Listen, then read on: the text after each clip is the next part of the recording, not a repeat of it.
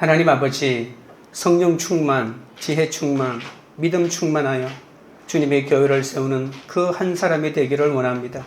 오늘도 말씀하여 주시옵소서. 예수님의 이름으로 기도드립니다. 아멘.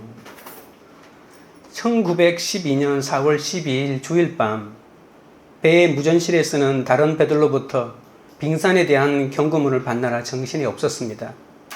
그 전문은 선장과 항해사에게 전해졌지만 그들은 의뢰에 있는 경고로만 생각하고 자신의 배와는 상관없다고 여겼습니다. 그때 근처를 지나갔던 메시바라고 하는 전기선이 급전을 띄워 타이타닉이 가고 있는 방향에 거대한 빙산이 있다고 전해주었지만 무시당합니다. 11시 30분경 돛대 꼭대기 감시소에서 배의 전방에서 검은 물체가 있음을 알아차리고 항해사에게 보고합니다. 배는 그때서야 전속력으로 후진하며 우측으로 우회했지만 선회했지만 빙산과 부딪히고 맙니다. 타이타닉은 빙산에 의해서 60m 정도 찢겨나갔고 뱃머리에 있었던 6개의 방수실에는 이미 물이 차올랐습니다. 배가 침몰하는 것을 안 선장 스미스는 승객들에게 타이타닉에서 하선할 것을 명령했지만 타이타닉에는 2200명의 사람이 탔는데 구명보트는 겨우 절반의 사람만 탈 수 있는 구명보트밖에 없었습니다. 타이타닉은 빙산에 부딪힌 후 3시간이 못 되어 새벽 2시 20분에 영원히 바닷속으로 가라앉고 말았습니다. 배와 함께 물속에 잠긴 스미스 선장의 가장 큰 적은 과거에 가지고 있었던 리더십의 실적이었습니다. 그는 자신이 배에 관한 모든 리더십을 마스터했다고 생각했습니다. 그러나 그가 가장 조심해야 할 때에 가장 그만하고 말았던 것이죠. 그가 하룻밤에 저지른 치명적인 실수 때문에 1517명이라고 하는 고귀한 인명이 사라졌습니다. 타이타닉은 우리가 상상할 수 있는 가장 견고한 배였지만 이 선장의 부조리한 리더십으로 인해 그 배는 침몰하고 말았습니다. 오늘은 초대교회의 위기가 다가왔는데 사도들이 어떤 리더십을 발휘하면서 위기를 극복하는지를 살펴보도록 하겠습니다. 교회를 세우는 리더십의 첫째는 원망할 문제가 생긴다는 것을 알아야 합니다. 1절입니다. 그때에 제자가 더 많아졌는데 헬라파 유대인들이 자기의 과부들이 매일의 구제에 빠짐으로 히브리파 사람을 원망하니 제자들은 예수의 이름을 위해서 능욕받는 일을 기뻐하며 예수를 그리스도라고 하는 이 놀라운 성령의 전도를 계속해왔죠. 그랬더니 제자의 수가 12명에서 시작해서 120명이 되었고 300명이 되고 5,000명이 되고 급기야는 셀 수 없는 남녀의 무리로 늘어났던 것이죠. 교회가 커지고 다양한 사람들이 모이면 당연히 문제도 많아지는 겁니다. 초대교회는 선한 일인 구제를 했잖아요. 그런데 구제를 하다가 이 공동체가 사탄의 공격을 받고 말았습니다. 구제하는 방법이나 과정을 놓고 갈등이 생긴 것이죠. 헬라파 유대인들은 이스라엘에 사는 사람들이 아니었고 헬라 문화권에서 살던 유대인들인데 예수를 믿고 교회 안에 들어오게 되었습니다. 히브리파 과부들은 원래부터 예루살렘에서 태어나서 그 축에서 계속 살아온 유대인들로서 예수 믿는 사람이었습니다. 초대교회는 비교적 넉넉한 사람들의 헌금으로 이 상대적으로 가난한 성도들의 필요를 채워주었잖아요. 특히 생계 유지가 힘든 과부들은 매일매일 구제의 대상이 되었습니다. 그 당시 가난한 과부들과 극빈자들이 교회 안에서도 많이 있었거든요. 교인들은 하루에 한 끼 아니면 2끼를 만들어서 음식을 제대로 못 먹는 과부와 가난한 자들에게 그 음식 대접을 했는데 그런데 그 음식을 못 먹는 사람이 생겨났던 것이죠. 시간이 흐르면서 헬라파 사람들은 타지에서 온 것도 서러운데 자기네 식구들이 매일의 구제에서 빠져서 소외되었다면서 이 구제가 불평등하다고 이 문제를 제기하고 그래서 헬라파 유대인들이 중심이 되어서 이 히브리파 사람들을 원망하는 하나의 이게 집단 행동으로까지 나가게 된 것입니다. 소수의 목회자가 어찌 전체 교인의 필요를 만족스럽게 채워줄 수가 있겠습니까? 이런 일은 처음부터 불가능하죠. 더군다나 초대교회의 핵심 지도자들은 모두 히브리파 사람들이었거든요. 유무상통하고 그리고 은혜가 충만한 초대교회였지만 시간이 지나고 또 사람끼리 가까워지면서 어쩔 수 없이 민낯이 드러난 것입니다. 이게 사소한 문제 같지만 큰 문제로 번질 수가 있는 것입니다. 교회 공동체로 모이면서도 끼리끼리 은밀하게 자기들만의 모임을 갖기 시작하는 겁니다. 교회가 성장과 부흥을 경험하는 그 순간에 이러한 성장통이 반드시 따라오게 되는 것이죠. 그리고 지상교회는 완전한 교회가 아닙니다. 늘 불완전한 모습이 나타나죠. 이 세상에 문제 없는 곳은 없습니다. 예수 믿고 대단해 보이는 사람이라도 이렇게 아무 일도 아닌 것에 상처를 받는다는 것을 알아야 합니다. 그런데 이 문제를 해석을 할 수 있어야 해결할 수 있거든요. 아무리 조직이 잘 갖추어진 교회라도 이 원망하는 문제가 언제든지 생길 수 있다는 것을 생각하고 그 문제를 지혜롭게 대처할 필요가 있는 것입니다. 적용 질문 드립니다. 교회나 회사 조직에서 원망과 오해와 차별을 하고 있지는 않습니까? 원망하고 불평하기 전에 나의 문제부터 인정하고 회개하십니까? 둘째는 말씀을 제쳐놓으면 안 된다는 겁니다. 2절입니다. 12사도가 모든 제자를 불러 이르되 우리가 하나님의 말씀을 제쳐놓고 접대를 일삼는 것이 마땅하지 아니하니. 문제는 항상 생기지만 성령으로 세워지는 교회는 해결하는 것도 달라야 하는 것이죠. 그러니까 핵심은 원망하는 문제가 안 생기는 것이 아니라 그러한 문제가 생겼을 때 어떻게 해결하느냐에 달렸다는 겁니다. 사도들은 당면한 문제를 해결하기 위해서 원망하는 헬라파와 차별한 히브리파 제자들을 모두 한자리에 불렀습니다. 사도들은 문제의 원인을 다른 사람에게 찾지 않고 자신들에게서 찾기 시작합니다. 이 사건은 구제의 불공평에서 기인한 것이 아니라 사도들 자신들이 하나님의 말씀을 제쳐놓고 음식을 베풀며 접대하고 그 접대한 재정 출납을 정리하는데 온 힘을 쏟았기 때문에 발생했다고 그들은 판단했던 것이죠. 그래서 그들은 자신의 잘못을 솔직하게 인정하고 회개합니다. 여러분, 집사들 사이에서 발생한 분쟁의 원인을 담임 목사 자신의 영적 균형감 유지와 그리고 올바른 지도력 행사의 실패에서 찾는다면 그 교회는 가능성이 있는 교회겠죠. 초대교회 안의 문제를 현명한 판단으로 해결하는 것입니다. 여러분, 초대교회는 어떤 교회냐면 다른 것은 우리가 자신을 알 수 없겠지만 한 가지 확실한 것은 급성장한 대형교회라고 하는 겁니다. 그래서 급성장한 대형교회가 오늘날 가지고 있는 문제가 그때도 여전히 있었다고 우리가 짐작해 볼 수가 있는 것이죠. 급성장한 대형교회가 가지고 있는 가장 큰 문제는 바로 우선순위의 혼돈을 겪는다는 것입니다. 오순절에 성령이 이미 처음 접했을 때는 사도들의 의무는 설교하고 가르치고 성도들을 양육하는 것이었습니다. 그들은 떡을 떼며 교제하고 가르치며 아름다운 공동체를 만들어 갔습니다. 그러나 시간이 지나면서 사람들이 많아지니까, 너무나도 많아지니까 설교하는 횟수가 줄어들고 성경 공부를 가르치기 위한 준비가 부실해졌던 것이죠. 우리가 4장, 5장에서 봤던 것처럼 많은 사람들이 밭을 팔고 집을 팔아서 그 돈을 사도들의 발 앞에 갖다 놓았다고 하잖아요. 그러니까 사도들은 돈을 공평하게 온전하게 사용한다고 하는 그런 관점에서 그 재정 출납에 온 정신을 다 쏟을 수밖에 없었던 것이죠. 그래서 사도들은 많은 사람을 조직하고 관리하는 쪽에 신경을 쓰게 되었던 것입니다. 사도들은 자기들이 뭔가 잘못하고 있다는 사실을 바로 깨닫기 시작했습니다. 자기들이 놓쳐버린 일을 먼저 하지 않으면 이 문제는 해결될 수 없다는 것을 알았던 것이죠. 그 헬라파와 히브리파를 야단친다고 해서 문제가 해결되거나 그 구제를 잘못한 사람을 자른다거나 다른 사람으로 교체한다고 해서 문제가 해결되는 것이 아니라는 것을 알았던 것이죠. 공동체에서 서로 원망하고 불평하는 일이 일어날 수 있지만 지도자는 그 문제를 회피해서는 안 되고 먼저 자기 문제를 인정하고 회개하는 것이 중요합니다. 설교하고 가르치는 일에 전력을 기울여야 하는데 그 일은 뒷전에 두고 급한 불을 끄다 보니 엉뚱한 일을 더 열심히 하게 되었던 것이죠.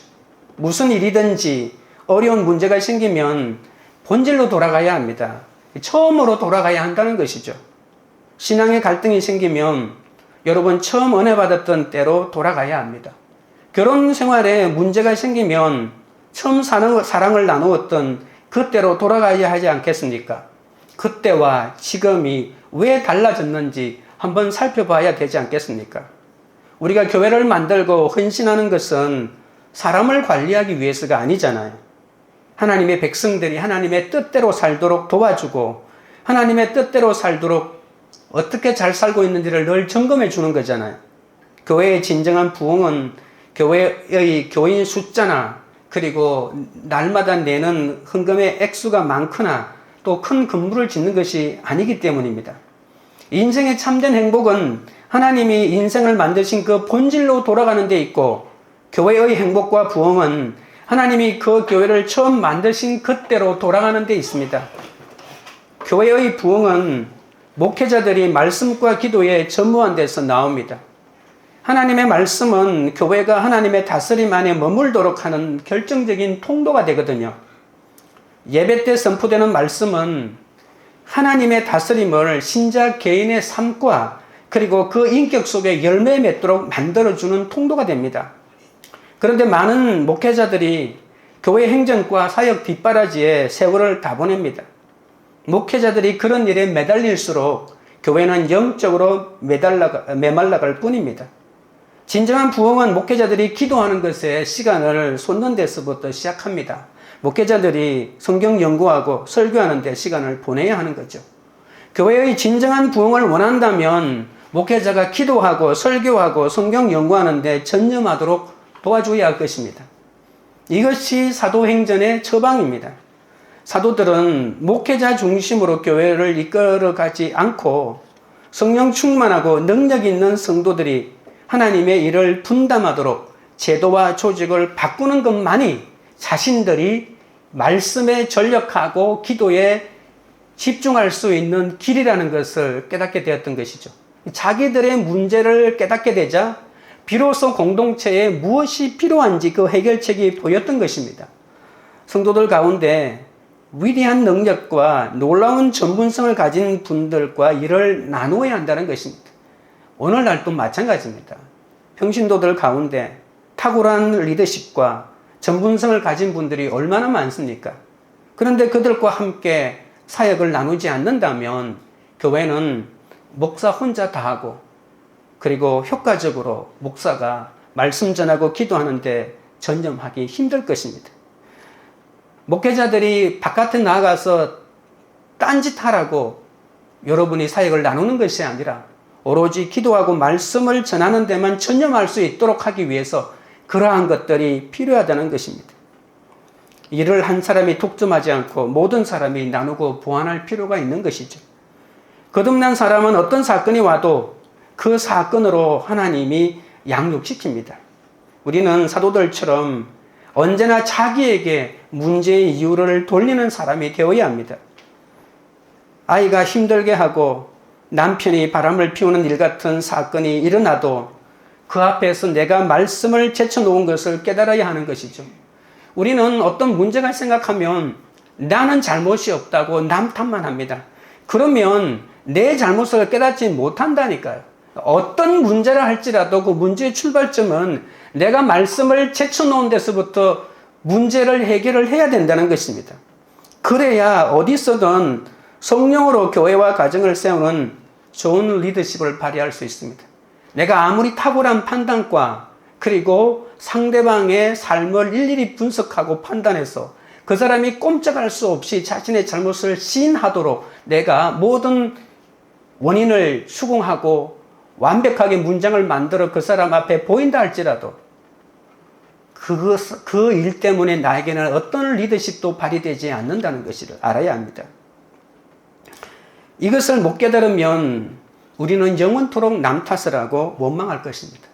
모든 사람이 100대 0으로 잘못한 일은 없습니다. 상대방이 100% 잘못하고 나는 0% 잘못한 일이 얼마나 있겠습니까? 그것도 부부 사이에, 가정에서 일어나는 일인데, 사람과의 관계 사이에 일어나는 일인데, 그런 100대 0이 어디 있겠습니까? 내가 가지고 있는, 내가 잘못한 10%, 20%를 내가 생각한다는 것입니다. 그것에서부터 출발해 나가야 되는 것입니다. 사람을 접대하는 것도 중요하지만 말씀을 제쳐놓고 접대만 하면 아무리 재산을 유무상통하고 아무리 좋은 일을 해도 원망에 빠질 수밖에 없다는 겁니다. 말씀을 제쳐놓으면 어떻게 살아야 하지? 무엇을 위해 살아야 하지라고 하는 이 삶의 기준을 잃어버리기 때문에 판단을 제대로 못하게 된다는 것이죠. 그러니까 말씀을 제쳐놓지 않는다고 하는 것은 내가 왜 살고 무엇 때문에 살아야 하는지, 내가 오늘 어떤 판단을 해야 되는지 늘 하나님의 조명을 받고 인도하심을 받기 때문에 올바른 판단을 할 수 있다는 것입니다. 적용 질문 드립니다. 내가 말씀을 제쳐놓고 접대만 일삼은 것은 무엇입니까? 셋째는 일곱 일꾼을 택합니다. 3절입니다. 형제들아, 내가 너희 가운데에서 성령과 지혜가 충만하여 칭찬받는 사람 일곱을 택하라. 우리가 이 일을 그들에게 맡기고. 사도들이 자신들의 일에 집중하려면 자신들을 도와줄 지도자들이 필요합니다. 그래서 형제들 가운데 예수님의 몸된 교회를 위해서 능력 있고 활력 있게 성장시킬 수 있는 영적 지도자인 중간 지도자를 뽑아가지고 사역을 나누기로 결정합니다. 지금까지는 사도들을 중심으로 일했지만 이제 사도들과 성도들은 서로 협력자가 되어서 주님의 일을 함께 감당한다는 것입니다. 그러니까 평신도들을 훈련시켜서 목회자가 가지고 있었던 사역을 나누는 이 일에 온전한 정착을 하지 않으면 이 교회의 문제는 계속될 수밖에 없다는 것입니다. 그런데 사도들은 첫 7명의 일꾼을 뽑으면서 함부로 뽑지 않고 기준을 제시합니다. 그 교회의 영적 지도자의 수준이 곧 그 교회의 수준이고 그 시대의 영적 수준을 결정하지 않습니까? 구제와 봉사의 직무를 담당하기 위해서 사도들은 엄격한 기준을 몇 가지 제시합니다. 그리고 그 기준들은 다 세상의 기준들하고는 다르다는 것입니다. 첫 번째 기준은 그 교회의 회원이어야 한다는 겁니다. 3절에 보십시오. 형제들 가운데서 뽑으라고 말합니다. 교회 일꾼, 우리 교회 일꾼이 필요한데 다른 교회 가서 일꾼을 데리고 올 수는 없다는 것입니다. 그건 일꾼이 아니라는 거죠.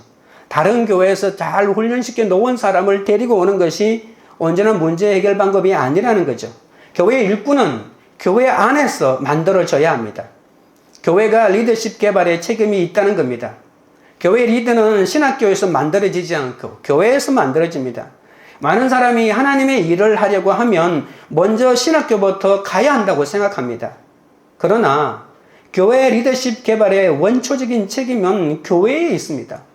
교회와 동떨어진 신학교육이 이루어지면 아무리 신학교육을 받아도 교회에서 써먹을 수가 없다는 겁니다. 교회에서 준비되고 인정한 사람을 신학교에 보내는 그런 순서가 바뀌었다는 것이죠. 그래서 이 신학교와 교회가 이 네트워크가 형성돼야 하는 거죠. 두 번째 기준은 바로 성령 충만입니다. 교회는 개인의 능력과 학력과 경력보다는 이 영적인 성숙도를 우선시해야 된다는 겁니다. 성령 충만하려면 성령의 잉태가 먼저 있어야 합니다. 여러분, 마리아가 예수님을 잉태했을 때 처녀의 몸으로 잉태하지 않았습니까? 가브리엘 천사가 와서 잉태했다고 알려주었을 때 마리아가 얼마나 놀랐겠습니까? 그 당시 사회에서는 이렇게 처녀가 잉태하면 돌에 맞아 죽으니까 얼마나 무서웠는지 모릅니다. 수치와 조롱을 무릅쓰고 그러나 이 10달 동안을 기다리는 인내가 필요합니다. 이것이 바로 성령의 잉태입니다. 여러분, 성령은 우리가 기도했을 때 하늘로부터 내려오는 것이기도 하지만 성령 충만을 유지하려면 우리의 삶 가운데 다가오는 사건을 만났을 때 그 사건을 내가 품고 10달 동안 기도하고 인내하는 과정이 필요하다는 것입니다. 여러분, 내가 아무 도움도 안 하고 내가 아무것도 안 했는데 성령이 임한 것은 어느 날 갑자기 성령이 떠나가 버릴 수가 있어요. 그렇게 왔던 것은 그렇게 떠나가 버릴 수가 있습니다. 아, 성령이 그렇게도 옵니까? 물론 그렇게라도 오죠. 성령이 그렇게 왜 오는지 아십니까? 먼저 자극을 주고 깨달아서 내가 깨어나서 기도하고 그렇게 하라고 전혀 못 깨닫는 사람에게 또 옆에 있는 사람이 하도 열정적으로 기도하면 성령이 그렇게 임하는 수도 있습니다. 그러나 내가 그 성령을 내가 함부로 다루면 성령은 인격적인 존재이기 때문에 내가 성령을 무시하고 성령을 내 주인으로 모셔드리지 않았는데 성령이 천덕꾸러기처럼 우리 마음속에 늘 있는 줄 아십니까? 성령은 인격이기 때문에 자기를 대접하지 않는 사람의 마음에서는 떠나갈 것입니다. 그래서 우리는 여러 가지 감당할 수 없는 사건, 혹시나 재수가 없어서 나에게 임했다고 하는 그런 사건마저도 성령이 잉태되는 사건으로 알고 품으려고 하는 마음이 있어야 합니다. 그것을 품고 남 탓하지 말고 내 속에서 내가 깨달아야 할 무엇인가 있는지 말씀을 통해 가지고 기도하고 인내하고 가다 보면 10달이 못 되어 성령이 잉태되는 역사가 일어난다는 것입니다. 성령의 이끌림에 따르고 그리고 성령의 인도하심을 예민하게 반응하는 사람이 성령 충만이잖아요. 그러려면 내 생각이나 내 의지나 내 고집을 내려놓아야 합니다. 성령이 우리 마음에 임한다고 하는 것을 성령의 내주라고 하잖아요. 성령의 내주라고 하는 것은 성령의 내 삶의 주인으로 온다는 사실입니다.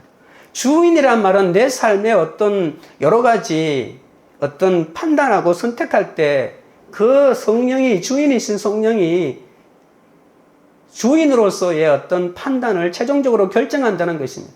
그런데 성령이 내 마음속에 있는데도 내 마음대로 늘 생각하고 내 마음대로 고집하고 내가 하고 싶은 대로 한다면 나는 성령의 사람이 아니죠. 로마서 8장에 분명하게 성령을 받았다 하더라도 영의 생각을 따라야 하지 육의 생각을 따르면 우리는 신앙이 성장하지 않는 것입니다. 하나님과 깊이 교제하는 사람, 온유하고 겸손한 사람이 교회의 영적 지도자가 되어야 한다는 말입니다. 성경을 많이 읽고 기도 많이 하고 구제와 봉사를 많이 하면서 끝으로는 드러나지는 않지만 내면과 영적으로 하나님과 깊은 이 사귐이 있는 사람이 바로 성령 충만한 사람입니다. 세 번째 자격은 지혜 충만한 사람입니다. 성격이 순수하고 믿음과 성령은 충만하지만 지혜가 없으면 할 말 못할 말을 구분하지 못합니다. 그래서 지혜가 없으면 아무리 성령 충만하고 열심히 있어도 그것이 덕이 되지 않습니다. 우리가 성령 충만한데 지혜가 부족한 사람이 있잖아요. 그 사람의 역할은 그렇게 애써서 받은 성령 충만을 쏟아버리는 것을 우리가 늘 경험하잖아요. 그래서 판단력과 분별력이 필요한 것입니다. 지혜로운 사람은 이 분별력과 사리 판단을 할 줄 알고 내가 어디에서 자존심을 지키고 어디에서 내가 자존심을 내려놓아야 할지를 아는 것이죠. 그리고 지혜로운 자는 늘 긍정적인 사람입니다. 모든 사람이 안 된다고 하는 일도 될 것처럼 생각하고 판단하고 끝까지 그 사람에 대한 믿음을 쉽사리 내려놓지 않습니다. 어떤 사람은 안 되는 이유를 찾아서 논문을 쓸 정도로 체계적으로 만들어서 안 된다고 하면서 자기도 일하지 않고 남도 일 못하게 합니다. 지혜로운 사람은 자기 것을 주장하지 않고 남의 생각을 늘 경청해 주는 사람이거든요. 그러니까 하늘의 은혜를 잘 풀어내어서 남의 생각을 잘 들어주니까 늘 조직을 이해하고 조직을 세워주고 그리고 화해자가 되는 것입니다. 어떤 사람은 늘 문제를 지적합니다. 그런데 누구는 문제를 몰라서 지적하지 않는 것일까요? 문제 지적보다 해결하는 것이 더 중요하지 않습니까? 그러니까 똑똑한 사람보다 지혜로운 사람이 되어야 합니다. 네 번째 기준은 칭찬받는 사람입니다. 교회 안에서 뿐만이 아니라 사회에서도 평판이 좋아야 합니다. 그 주변에 있는 사람들에게 물어봐야 한다는 것이죠. 모든 사람에게 칭찬받으려고 하는 것은 또한 욕심이기도 하고 믿음이 없는 태도이기도 합니다. 오히려 어렵고 힘든 사람에게 칭찬을 받는 것이 더 중요합니다. 진짜 힘든 사람은 어떤 사람일까요? 복음이 나팔처럼 울려도 복음이 들리지 않고 신앙의 진도가 안 나가는 사람이 있잖아요. 그런 사람들이 힘든 사람입니다. 내 옆에 못 알아듣는 그 한 사람을 붙여주신 것이 하나님의 축복입니다. 내가 성령과 지혜가 충만한지 안 한지는 내 옆에 사람이 어떻게 변화하는지를 보면 압니다. 내 아내가, 내 남편이, 내 아이들이 수십 년을 같이 살았는데 변하는지 안 변하는지 보면 내가 성령 충만한지 안 하는지 알 수가 있는 것이거든요. 내가 성령 충만하지 않으면 차츰차츰 남편의 신앙이 떨어질 것이고, 내가 성령 충만하면 자녀들이 신앙이 조금씩 올라올 것입니다. 성령과 지혜가 충만한 사람은 숨어 있지 않고 반드시 드러나게 되어 있습니다. 빛이 어떻게 숨길 수가 있겠습니까? 스스로 나타나려고 하지 않아도 가는 곳마다 빛이 드러나게 되고 사람들로부터 존경과 사랑을 받게 되어 있는 것이죠. 그런데 한 가지 놀라운 사실은 초대교회는 이미 성령 충만하고 지혜 충만하고 공동체에 칭찬받는 사람들이 많이 준비되어 있다는 사실입니다. 앞으로 그런 사람, 앞으로 그런 자격을 갖출 사람을 선택한 것이 아니라 이미 준비된 사람을 뽑았는데 그 준비된 사람이 차고 넘친다는 사실입니다. 우리는 교회에 손님으로 오면 안 됩니다. 교회 안에서 훈련과 사역의 구조 안으로 빨리 들어와야 합니다. 그 속에 들어와 훈련받고 신앙이 성장해야 하나님께 영광 돌릴 수 있습니다. 우리가 오늘은 여기에 있지 않습니까? 오늘은 이 교회에 있지만 하나님이 보내시면 내일은 어디에 있을지 모릅니다. 그러나 오늘 여기에 있는 동안에 양육과 훈련을 받아서 하나님의 일꾼으로 사역을 할 준비를 해야 한다는 것입니다. 내가 오늘 여기에서 내 준비를 제대로 못했는데 다른 데 보내면 거기서는 사역을 바로 할 수 있는 것이 아니라 거기서도 준비기간을 가져야 합니다. 거기서도 준비기간을 못 가지면 계속해서 좋은 교회로 계속 옮겨가도 사역의 현장이 내한테 제공되지 않고 내게 훈련할 수 있는 그 사건이 계속 내게 다가오는 것이죠. 그러니까 내가 준비되지 않으면 내가 다른 곳으로 간다 할지라도 내가 바로 사역할 수 없고 그 준비를 반드시 대가를 지불하는 그 준비의 시간, 성령을 잉태하는 10달을 보내야 된다는 사실을 우리가 반드시 알아야 합니다. 4절입니다. 우리는 오로지 기도하는 일과 말씀 사역에 힘쓰리라 하니, 사도들은 자신들이 편하게 목회하기 위해서 부교육자 노릇을 하려고 사람들을 7명 뽑은 것이 아닙니다. 오직 기도하는 것과 말씀 전하는 일에 전념하기 위해서 교회 평신도 리더를 세운 것입니다. 구체적인 일을 비롯한 여러 일을 평신도 리더에게 분담시키고 또 자신들은 말씀을 전하고 가르치는 그 기도하는 일에 온전히 매진하기 위해서 그랬던 것이죠. 그런데 중요한 것은 이 4절에 보시면 말씀 사역이라고 하는 그 앞에 기도하는 일이라고 표현하고 있죠. 여러분, 그러니까 기도는 바로 노동입니다. 기도가 얼마나 힘든지 아십니까? 밖에 가서 노가다 하는 것보다도 더 힘듭니다. 그래서 이 기도하는 이 일이, 여러분, 이것은 액세서리가 아닙니다. 해도 되고 안 해도 되는 것이 아닙니다. 기도와 말씀 사역은 연결되어 있습니다. 그래서 제가 제일 조인기 목사님을 본받기 어려운 것 중에 하나가 말씀을 전하기 위해서 5시간을 기도한다는 거예요. 토요일을 어떻게 보내는가? 토요일 날 목사님이 가시는, 오살리 가시면 기도굴이 있는데 제가 목사님 기도굴이 있다고 해서 기도굴을 제가 일일이 찾아보니까 에어컨이 달려있는 기도굴이 딱 하나 있더라고요. 문도 제일 좋고, 아, 이게 조 목사님 기도굴이구나. 그래서 여기 와서 기도하시는구나. 그래서 토요일 날 기도원에 가서 4시간, 5시간 기도했기 때문에 그 놀라운 말씀의 능력이 나타난 것이지, 기도하지 않으면 그냥 그런 말씀이 힘이 없는 겁니다. 그래서 많은 분들이 조 목사님 설교 원고를 가지고 그대로 흉내를 내는데, 목소리 흉내는 냅니다. 목소리 흉내는 내는데 능력이 안 나오는 거예요. 그 이유는 기도하지 않았기 때문이죠. 기도를 그만큼 하고 그렇게 하면 비슷하게도 나올지도 모르겠습니다. 그래서 오늘 이 본문에도 보면 기도하는 일이라고 표현하고 있고, 그리고 말씀 사역이라고 하는 이 2가지 일에 전력하는데, 이게 앞서거니 뒤서거니 한다는 사실을 아셔야 합니다. 기도를 많이 하면 할수록 말씀 묵상이 같이 깊어져야 합니다. 성경 공부를 하지 않고 말씀만, 기도만 계속하면 어떤 일이 벌어지는지 아십니까? 마치 가마솥에 불을 떼는데 물을 붓지 않고 계속 불을 떼는 것과 같습니다. 제가 살았던 양산에, 거기 제가 살던 집하고 가까운 곳에, 내원사에서 통도사 사이에 감남산 기도원이라는 데가 있는데, 거기에 가면 기도원이 따로 없고 그냥 뒷산 전체가 바위 위에 다 기도하는 곳입니다. 그 산기도라고 보통 이렇게 하죠. 기도굴이 들어가는 산기도가 아니고 아예 산에서 하는 기도, 산기도입니다. 근데 산기도 많이 다니시는 분들이 계신데, 말씀을 제대로 보지 않고 산기도만 다니면 결국 이상한 영을 받을 수가 있습니다. 여러분, 왜 이상한 영을 받는 줄 아십니까?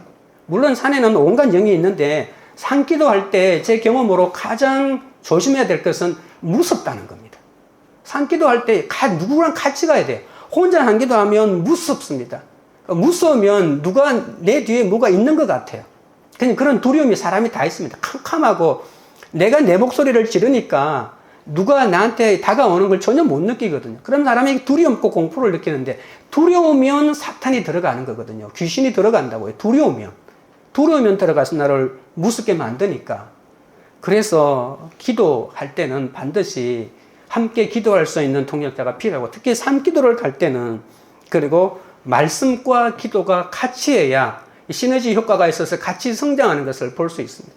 말씀이 너무 많으면 말씀을 줄이는 것이 아니고 기도를 더 그게 맞추어 가지고 많이 하고, 또 기도를 많이 하면 기도를 줄이는 것이 아니고 이 말씀이 부족하면 말씀을 더 채우고, 이런 균형을 잡아가면 이 기도하는 일과 말씀 사이에 열매가 나타나게 되는 것이죠. 말씀과 기도가 없는 생활은 이 영적인 호흡이 단절될 확률이 많습니다. 나의 일상에서 하루의 최우선순위를 말씀 묵상과 기도로 놓고 적용할 때 내 개인의 삶과 또 교회 공동체가 하나님 은혜 안에서 든든하게 세워질 수 있는 것이죠. 아무리 많은 일을 해도 말씀을 제쳐놓으면 영적 능력을 상실하기 때문에 기준을 몰라 지역적인 문제 계속 치우치는 일을 계속할 수밖에 없습니다. 적용 질문 드립니다. 성령, 지혜, 칭찬 중에서 잘 되는 것은 무엇이고 안 되는 것은 무엇입니까? 여러분은 얼마나 기도와 말씀에 전념하십니까? 넷째는 기득권을 내려놓아야 합니다. 5절입니다. 온 무리가 이 말을 기뻐하여 믿음과 성령이 충만한 사람 스데반과 또 빌립과 브로고로와 니가노로와 디몬과 바메나와 유대교에 입교했던 안디옥 사람 니골라를 택하여 사도들이 자신들의 한계를 인정하고, 그리고 성령과 지혜가 충만하여 칭찬받는 사람 7을 택하기로 결정하자 온 무리가 사도들의 일처리를 기뻐합니다. 박수를 치고 우리의 리더들이 잘 결정했다고. 그러니까 무엇을 잘 결정했는지 못 결정했는지는 이미 평신도들이 다 알고 있습니다. 목사님이 어떻게 결정할지 못 결정할지, 목사님은 어떻게 결정해야 되는지 그 성령의 인도하심이 뭔지 금식하고 막 기도하지만 평신도한테 물어보면 금방 답을 알 수 있어요. 그죠? 내가 이 교회를 내려놓아야죠. 내가 회개해야죠. 평신도는 답을 알고 있는데 목사님들은 뭐가 그렇게 답이 제대로 빨리 안 오는지 그렇게 답 내기가 어렵고, 문제가 터지고 공동체에 문제 분란을 일으켜놓고 그것을 자기가 붙잡고 있으려니 해결이 안 되는 것입니다. 오늘 본문에 보십시오. 온 무리가 이 말을 기뻐했다는 거잖아요. 이 온 무리는 이미 알았어요. 하나님의 뜻이 어디에 있는지 알았다는 거예요. 7명 지도자를 세워서 사역을 나누는 것, 그것이 이 사도들이 말씀과 기도에 전념하는 것, 이것이 하나님의 뜻이라는 것을 그들은 알고 있었던 것입니다. 사도들이 먼저 회개하고 성령과 지혜에 충만하여 칭찬받는 사람을 뽑으랬더니 오늘 본문에 보시면 믿음까지 있는 사람을 택했다는 것입니다. 믿음과 성령이 충만한 사람이라고 하지 않았습니까? 그런데 우리가 일꾼을 뽑는 과정에서 눈여겨볼 것이 있습니다. 그것은 사도들이 직접 일꾼들을 뽑지 않았다는 겁니다.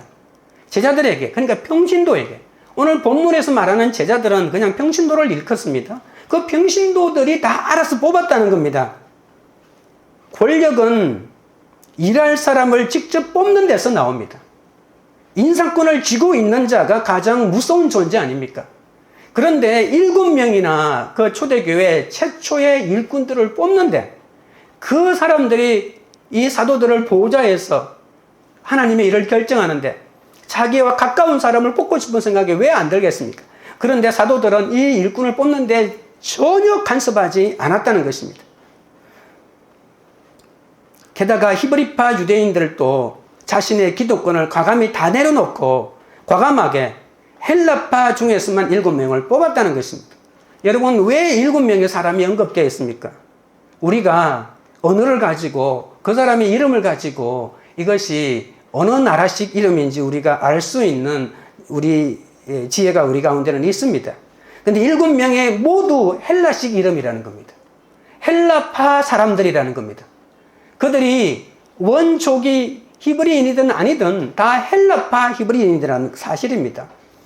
초대교회는 다민족, 다문화 출신 사람들로 구성되어 있지 않습니까? 알게 모르게 출신에 따라 파벌이 존재합니다.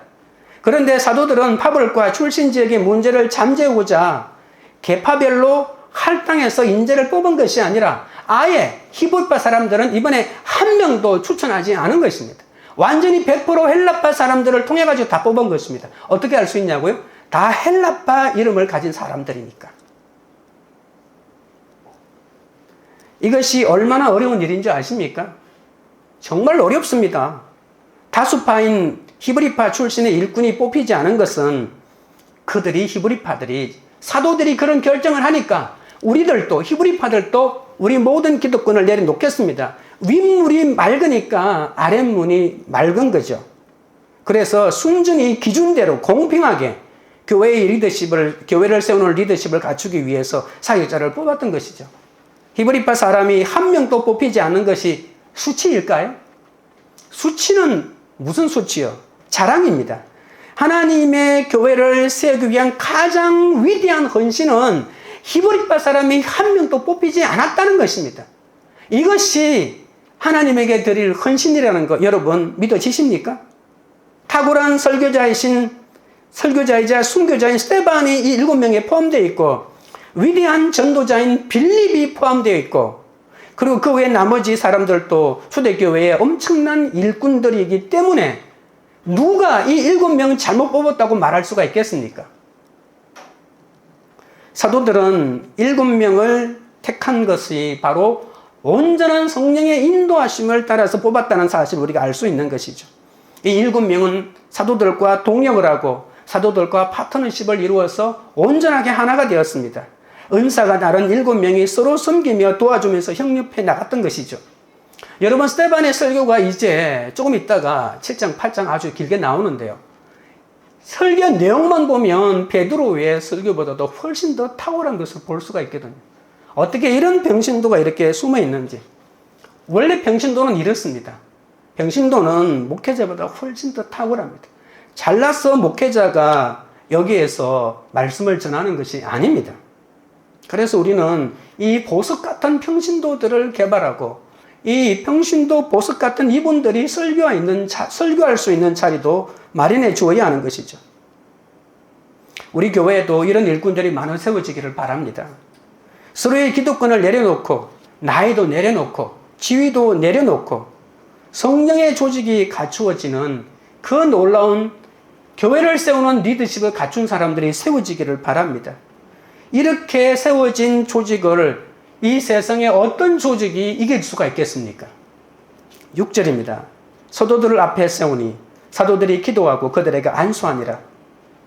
7 일꾼이 훌륭하고 베드로보다 설교 더 잘하고 그리고 아무리 그들이 탁월한 능력을 가지고 있다 할지라도 교회가 존속하는 동안에는 교회의 질서에 순종해야 합니다. 아무리 훌륭한 것 같아도 이 안수받는 이 질서를 지켜야 한다는 것이죠. 안수해주는 사도의 역할을 인정해야 한다는 것입니다. 사도들은 기도하고 안수하며 7 일꾼을 공식적으로 인정했습니다.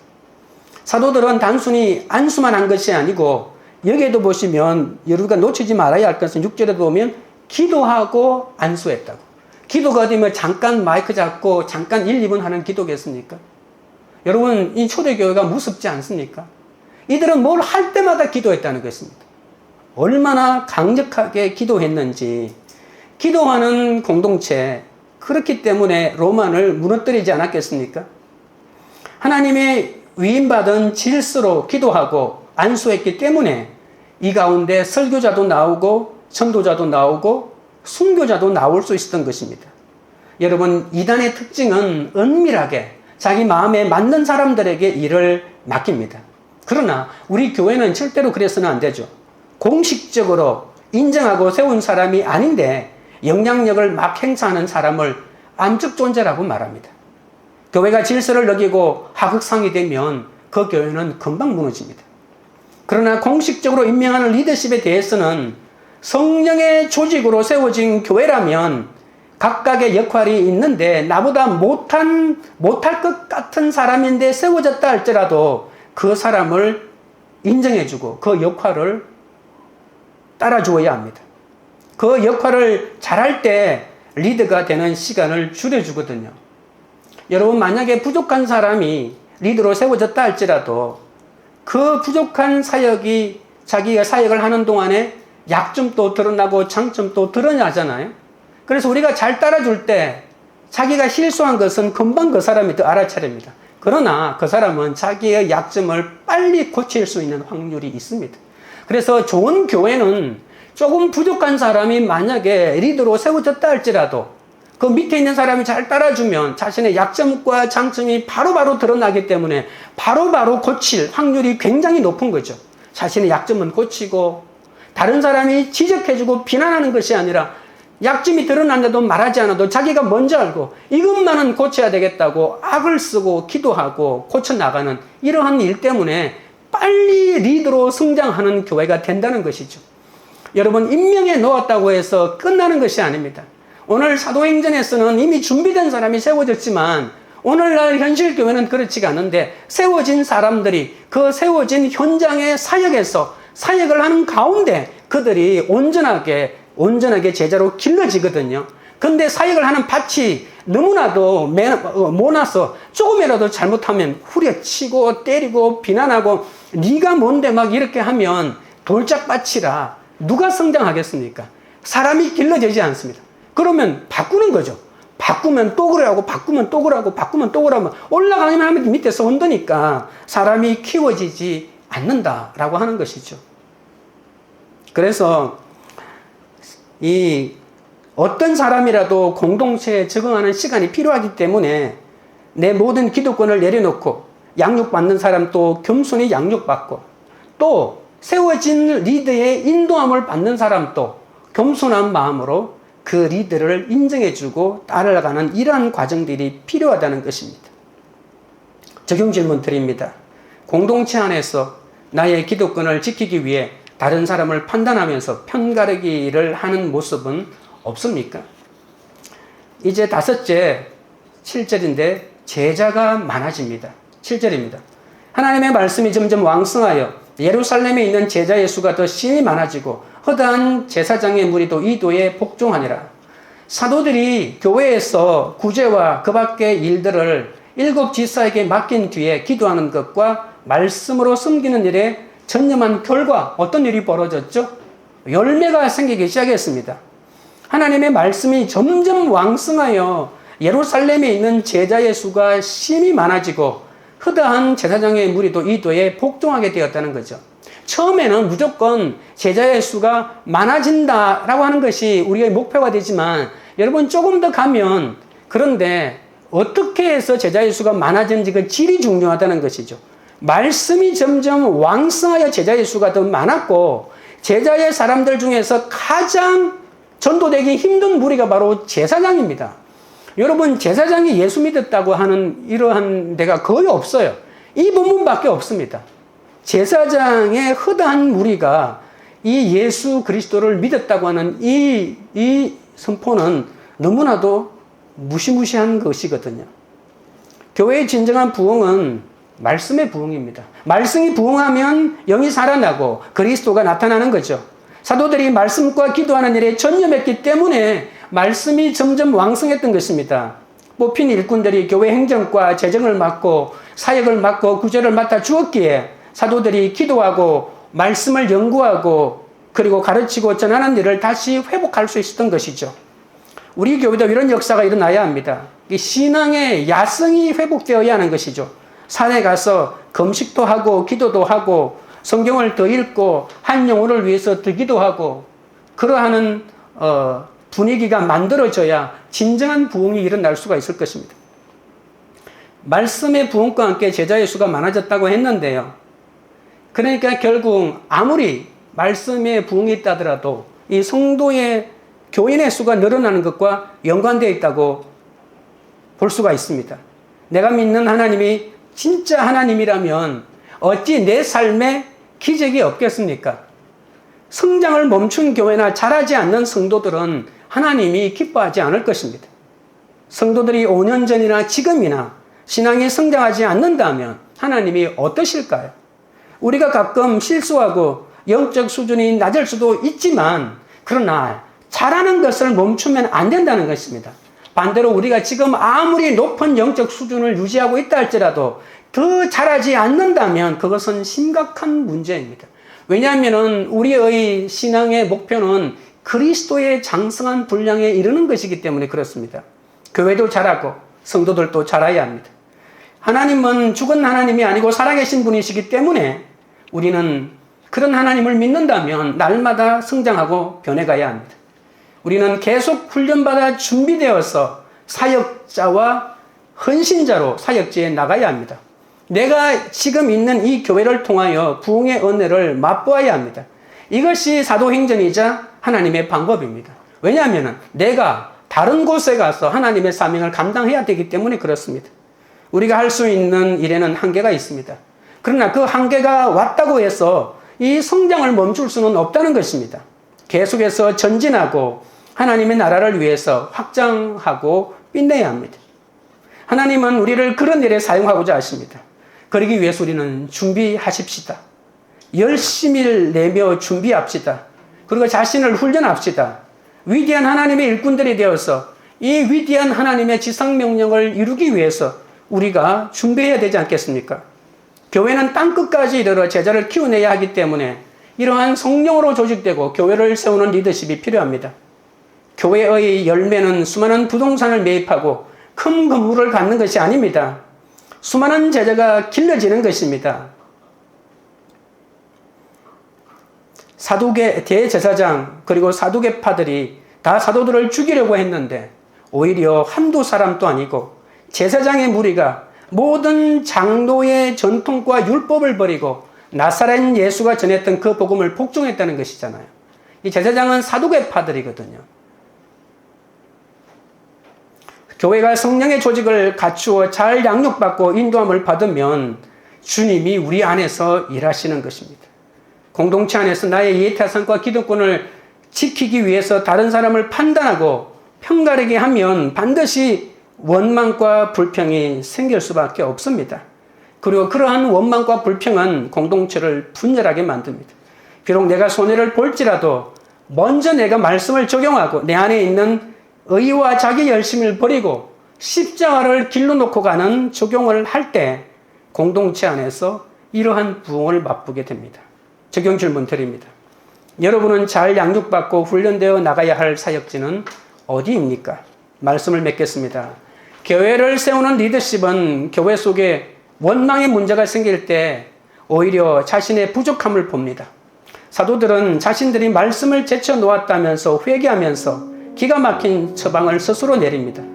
교회를 온전히 세우는 리더십은 기도와 말씀에 전념하는 것입니다. 7명의 성령 충만, 지혜 충만, 칭찬 충만한 일꾼들을 뽑는 것입니다.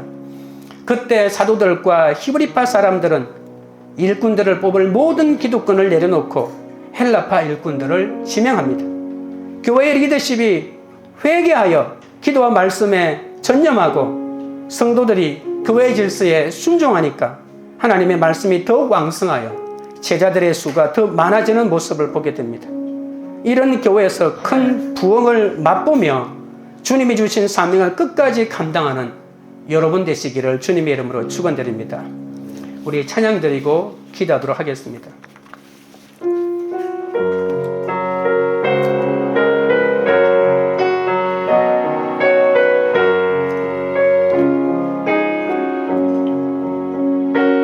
여기에 모인 우리 주의 은총 받은 자여라. 주께서 이 자리에 함께 계심을 아노라. 언제나 주님만을 찬양하며 따라가리니 시험을 당할 때도 함께 계심을 믿노라. 이 믿음 더욱 굳세라. 주가 지켜주신다. 어두운 밤에도 주의 밝은 빛 인도하여 주신다. 주님이 뜻하시니 헤아리기 어렵더라도 언제나 주 뜻 안에 내가 있음을 아노라. 사랑과 말씀들이 나를 더욱 새롭게 하니 때로는 넘어져도 채웃은 니를 믿노라. 이 믿음 더욱 굳세라. 주가 지켜주신다. 어두운 밤에도 주의 밝은 빛 인도하여 주신다. 여기에 모인 우리 사랑받는 주의 자녀라. 주께서 뜻하신 바 우리 통해 펼치신다. 고통과 슬픔 중에 더욱 주님 의지하오니 어려움 이겨내고 주님 더욱 찬양하라. 이 믿음 더욱 굳세라. 주가 지켜주신다. 어두운 밤에도 주의 밝은 빛 인도하여 주신다. 이 믿음 더욱 굳세라. 주가 지켜주신다. 어두운 밤에도 주의 밝은 빛 인도하여 주신다. 우리가 기도하실 때 우리 가정과 교회에 성령의 조직이 임하게 해달라고, 교회나 직장에서 원망과 차별과 오해를 하지 않고 그 오해가 있으면 풀게 해달라고 기도하겠습니다. 지금 눈앞에서 사람에게 인정받으려고 말씀을 제쳐놓고 접대만 일삼지 않게 해달라고 기도하겠습니다. 인정받지 못하면 생색을 내고 떠나려고 하는 어리석음도 다 내려놓게 해달라고 기도하겠습니다. 성령 충만, 지혜 충만, 칭찬 충만하게 해달라고, 기도와 말씀에 전념하게 해달라고 기도하겠습니다. 공동체 안에서 나의 기도권을 지키기 위해 다른 사람을 판단하면서 편가르게 하지 않고 질서에 순종하게 해달라고 기도하겠습니다. 교회를 세우는 리더십을 갖춘 제자의 수가 날마다 더 많아지게 해달라고 기도하겠습니다. 양육받고 훈련받아 주님이 보내시는 곳으로 가서 사명을 감당할 수 있게 해달라고 주여 세 번 부른 다음에 기도하며 주께 나아가겠습니다. 주여, 주여, 주여. 거룩하신 하나님 우리 아버지여, 우리 교회와 우리 가정이 성령의 조직이 갖추어지게 하여 주시옵소서. 교회나 직장에서 원망과 차별과 오해를 하지 않도록 도와주시고, 원망과 차별이 있으면 모두 풀 수 있도록 도와주시기를 원하옵나이다. 원망하고 불평하기 전에 나부터 먼저 우리에게 하는 역사를 베풀어 주시옵소서. 지금 눈앞에서 사람에게 인정받으려고 말씀을 제쳐놓고 접대만 일삼는 어리석은 자가 되지 않게 하시고, 인정받지 못하면 생색을 내고 떠나려고 하는 어리석음도 다 내려놓을 수 있도록 우리 아버지 하나님 역사하여 주시옵소서. 성령 충만하게 하시고 지혜 충만하게 하시고 성령 충만하게 하여 주시옵소서. 기도와 말씀에 전념하게 하셔서 주님의 사명을 감당하게 하여 주옵소서. 공동체 안에서 나의 기도권을 지키기 위해 다른 사람을 판단하면서 경건하게 하지 않고 질서에 순종할 수 있도록 역사하여 주시옵소서. 교회를 세우는 리더십을 갖춘 제자의 수가 날마다 더 많아지게 하여 주시고, 양육받고 훈련받아 주님이 보내시는 그곳으로 나아가 주님의 사명을 감당할 수 있도록 우리 아버지 하나님 인도하여 주시옵소서. 고맙고 감사합니다. 하나님 아버지, 사람에게 인정받으려고 말씀을 제쳐놓고 내 열심으로 접대만 일삼은 일이 너무 많았음을 고백합니다. 당장 눈앞에서 인정받으려니 생색이 절로 나왔고 원망과 불평 속에서 지냈사오니 주여 용서하여 주옵소서. 이제는 내게 붙여주신 그 한 사람을 사랑하고 살리기 위해 오직 말씀만 붙들 수 있도록 인도하여 주옵소서. 성령 충만, 지혜 충만, 칭찬 충만하기 위해 성령이 잉태되는 무서운 사건도 끝까지 인내하며 주님만을 의지하게 하여 주옵소서. 주여, 아직도 내 속에는 히브리파의 기득권을 자랑하며 또 헬라파의 열등감이 자리 잡고 있습니다. 아버지 하나님, 없어지지 않고 계속해서 이 아버지 하나님, 이 히브리파의 기득권과 이 헬라파의 열등감이 끊임없이 번갈아 번져 나오고 있사오니 불쌍히 여겨 주옵소서. 히브리파의 알량한 기득권이 나를 죽이는 독임을 알게 하여 주시고, 그 알량한 기득권을 내려놓게 하시고, 또한 헬라파를 세우는 은혜를 허락하셔서 질서에 순종하며 나아갈 수 있도록 붙잡아 주옵소서. 내가 끝까지 지켜야 할 자리는 언제나 기도와 말씀에 힘쓰는 그 자리임을 잊지 않게 하여 주옵소서. 나에게 은혜와 권능은 없지만 주님이 은혜의 정인이 되게 하셔서 예수가 그리스도라고 하고 외칠 수 있는 정인의 사명을 우리에게 주셨사오니 감사합니다. 거짓 복음에 매수된 자가 나타나 복음대로 사는 것이야말로 가장 어리석은 삶이라고 방해해도 말씀으로 그들을 분별할 수 있게 하여 주옵소서. 우리의 어리석음과 부족함을 인정하고 회개하오니 우리 안에 하나님의 말씀이 더 왕성하게 하여 주시고, 여기에 머리 숙인 당신의 종들마다 성령과 지혜가 충만하여 존경받는 일곱 일꾼들이 되게 하여 주옵소서. 이곳에서 부흥을 맛보며 준비되어 주님이 보내시는 열방으로 나아가 설교자로, 전도자로, 순교자로 쓰임받게 하여 주옵소서. 관계 우리들 교회가 성령과 지혜가 충만하여 칭찬받는 리더십으로 열매 맺는 공동체가 되게 하옵소서. 은혜와 권능이 충만한 성령의 얼굴로 하나님께서 정인이 되는 공동체가 되게 하옵소서. 각자의 억울함과 원통함을 하나님 앞에서 토로함으로 오직 하나님만 피난처로 삼게 하여 주옵소서.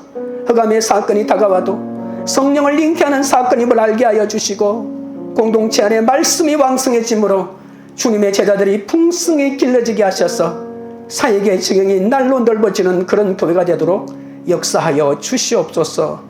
예수 그리스도 이름으로 기도드리옵나이다. 아멘.